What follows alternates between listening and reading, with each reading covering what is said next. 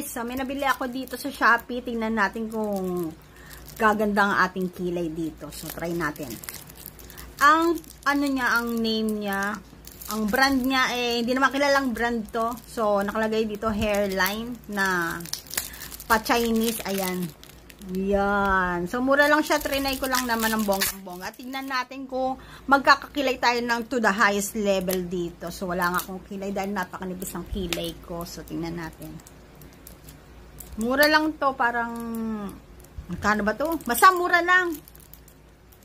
Hindi man ako mahilig bumili ng mahal. So tatry lang natin to. Kasi hindi naman din ako mahilig magkilay na ano lang ako, na-amaze lang ako kasi nung ginamit niya ganda na kilay niya. Pero hindi ko alam kung long lasting talaga to ng bonggang-bongga. So, ito yata yung nauuso ngayon na ginaganon-ganon dito sa kilay. So, tingnan natin. Iniikot pala to. Ayan. Ayan. Tapos, ito yung laman niya. Yun. Itataktak mo doon. So, parang brown, parang gray. Ang gray ang inano ko. Ang pinili kong kulay. Tapos, tingnan natin. So, ito yung mga stencil niya. Tama bang, tama ba itong sinasabi ko? Stencil ba tawag dito? Basta ganun yung pangkilay niya, yung pang pattern ng kilay. Buksan natin ng bonggang-bongga.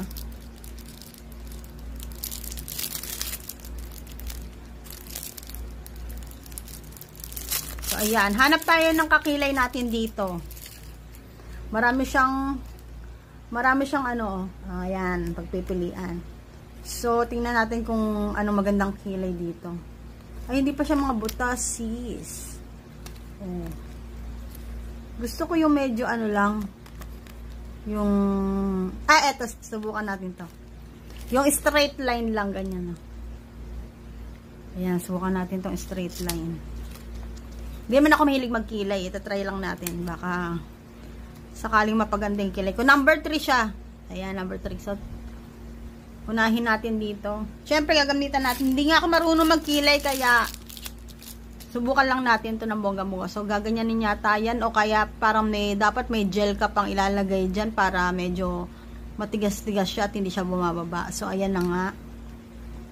I-plaster na natin dito. Ayan. Siyempre, ganyan. Subukan natin ang gaano ka-effective to. Hindi talaga ako marunong magkilay Ting! Ayan. Natin. Dito muna natin umpisahan para pagdating dito sa dulo, medyo lighter na siya. Pero parang ang taas. Yan. Ganyan. Bukan natin 1, 2, 3.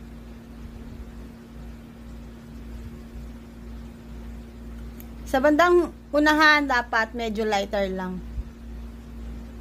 Para hindi naman mukhang dikya yung kilay natin. Ayan. So, nilalagyan na natin ang bonggang-bongga. At tatanggalin na natin the moment of truth. In 3, 2, 1. Hindi naman yung kilay ko. Anong klase ito? Teka, tingnan natin mas malapit. Malabo kasi yung mata ko. So, ayan. Uy. Di mo kakayanin, sis. Halagyan natin yung kabila. Dito pala to. Ayan naman natin yung kabila. Dito naman sa kabila. Ayan. Hindi tayo marunong magkilay. Sa mga hindi marunong magkilay to, so susuklayin natin ulit. Sa mga hindi marunong magkilay, try nyo to.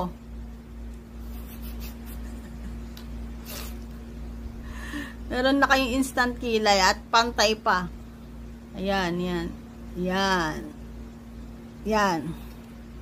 Subukan natin. Ilayan pa natin dito ng konti. Yan. Hindi ko masyadong makita, guys. Yan. So, umpisahan ulit natin sa dulo para hindi siya masyadong makapal sa pinakaunahan. Dot lang yan. Yan. Kung makapagturo ka, alam mo, no? Ayan. Titingnan lang natin kung maganda tignan. At napakabilis ang process nito guys, ganyan-ganyan lang at may kilay na kayo. Walang kapagod-pagod, walang ka-effort-effort. Yan. Hindi na natin sinawsaw ulit ha, kasi ano lang naman nito eh. Try lang naman. Oh, di ba?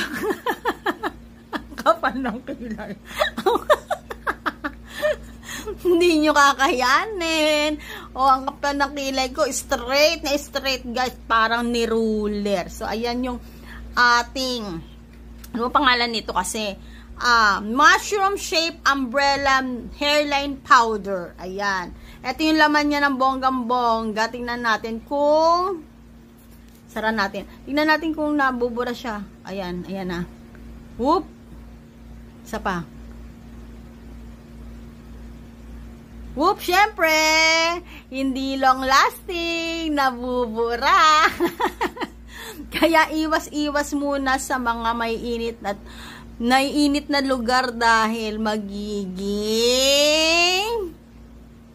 one liner na lang pag nabura yung inyong mga kilay pag ganyan ang ginamit. Siguro may mas magandang product na ganito pero trinay ko lang naman.